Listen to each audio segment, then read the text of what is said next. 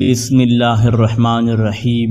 السلام علیکم ناظرین، قریش مکہ نے جب نبی کریم صلی اللہ علیہ وسلم کے دین اسلام کی دن بدن بڑھتی قوت کو دیکھا تو انہوں نے بنو ہاشم اور بنو مطلب سے بائیکاٹ کا فیصلہ کر لیا اور یہ معاہدہ خانہ کعبہ میں لٹکا دیا گیا۔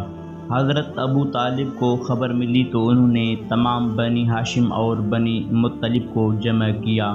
چچا ابو طالب کو اس بات کا اندیشہ تھا کہ اب یہ سرداران قریش انتہائی قدم اٹھاتے ہوئے بھتیجے محمد مصطفیٰ صلی اللہ علیہ وسلم کو جسمانی نقصان پہنچانے کی پوری کوشش کریں گے۔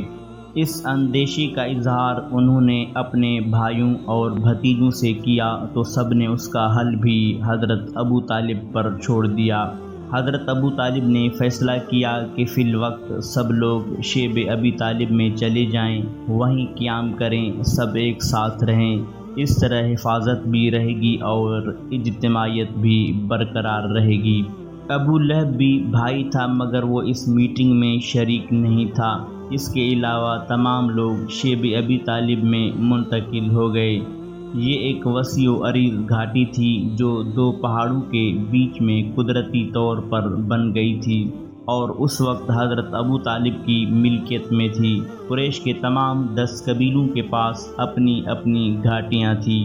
ابو لہب کو بڑا ناز تھا کہ اس نے اپنے آباء و اجداد کے دین کی خاطر اور لات و عزیٰ کی عظمت کے تحفظ کے لیے اپنے سگے بھائیوں اور بھتیجوں کو چھوڑ دیا ہے۔ ایک دن وہ عتبہ بن ربیعہ کی بیٹی ہند کے پاس گیا اور جا کر کہنے لگا، اے عتبہ کی بیٹی، کیا میں نے ان لوگوں کو چھوڑ کر لات و عزیٰ کی مدد نہیں کی؟ ہند نے جواب دیا، ہاں تم نے مدد کی، خدا تمہیں اس کی بہترین جزا دے۔ ناظرین، قابل ذکر بات یہ ہے کہ ابو لہب کے علاوہ سبھی آل بنی ہاشم اور بنی مطلب نے شیب ابی طالب میں پناہ گزینی کی زندگی اختیار کی۔ ان میں مسلمان بھی تھے اور غیر مسلم بھی۔ مسلمانوں نے دین کی خاطر اور کافروں نے خاندانی اور نسبی تعلق کی وجہ سے قید و بند کی زندگی کو ترجیح دی۔ شیب ابی طالب میں نبی اکرم صلی اللہ علیہ وسلم اور آپ کے افراد خاندان کے دن مشقت بھرے تھے۔ کفار نے مکمل طور پر بائیکاٹ کر رکھا تھا۔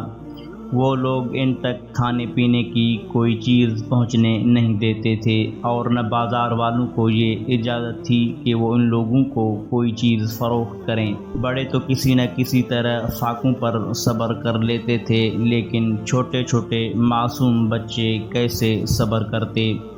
جب انہیں بھوک لگتی تو وہ بلبلاتے، روتے۔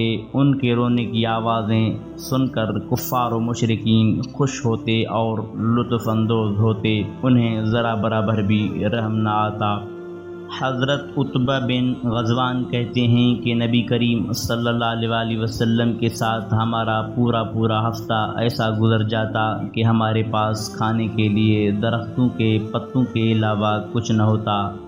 پتے کھا کر ہمارے منہ چھل جایا کرتے تھے۔ حضرت سعد بن ابی وقاص فرماتے ہیں، شیب ابی طالب میں ہماری زندگی سختیوں میں گزر رہی تھی۔ ایک مرتبہ میں بھوکا تھا، اتفاق سے رات کو میرا پیر کسی تر چیز پر پڑا۔ میں نے وہ چیز اٹھا کر زبان پر رکھ لی اور اسے نگل گیا۔ مجھے آج تک پتہ نہیں چل سکا کہ وہ چیز کیا تھی۔ علامہ سہیلی رحمۃ اللہ علیہ لکھتے ہیں کہ جب کوئی قافلہ اشیاء خوردنی لے کر مکہ مکرمہ میں آتا تو شیب ابی طالب کے محصورین میں سے کچھ لوگ اس امید پر باہر نکلتے کہ شاید قافلے والے ہمیں کچھ فروخت کر دیں۔ مکہ والے تو انہیں دیکھتے ہی منہ پھیر لیتے ہیں۔ جب وہ ان قافلے والوں کے پاس پہنچتے اور ان سے کوئی چیز خریدنا چاہتے تو اللہ کا دشمن ابو لہب ان کے پاس آ کر کھڑا ہو جاتا اور ان سے کہتا کہ یہ محمد مصطفیٰ صلی اللہ علیہ وسلم کے ساتھی ہیں، انہیں مہنگے دام بتاؤ تاکہ یہ کوئی چیز خرید نہ سکیں۔ وہ تاجر لوگ ابو لہب کے بہکاوے میں آ کر مسلمانوں کو اتنے زیادہ دام بتلاتے کہ وہ خریدے بغیر خالی ہاتھ اپنے بچوں کے پاس واپس چلے جاتے۔ بچے بھوک سے بلبلا رہے تھے مگر ان کے پاس کھلانے کو کچھ نہ ہوتا۔ وہ لالچی تاجر ابو لہب کے پاس جا کر اپنا منافع لے لیتے۔ مسلمان اور ان کے ساتھ جو لوگ بھی تھے وہ بڑی آزمائش سے گزر رہے تھے۔ ان کے پاس کھانے کو کچھ بھی نہ تھا۔ ناظرین، یہ کتنے مشکل، سخت اور تکلیف دہ حالات تھے۔ ہم ان حالات کا تصور بھی نہیں کر سکتے، اور جب ہم یہ دیکھتے ہیں کہ یہ صورتحال 2-4 دن یا 2-4 مہینوں تک باقی نہیں رہی بلکہ مسلسل 3 سال اسی حالت میں گزرے، تو کلیجہ منہ کو آتا ہے اور آنکھیں اشک بار ہو جاتی ہیں۔ ناظرین، اس کے بعد اللہ تبارک و تعالیٰ نے دیمک کو بھیجا، جس نے اللہ تعالیٰ کے نام کے علاوہ اس تحریر کے تمام حروف چاٹ لیے۔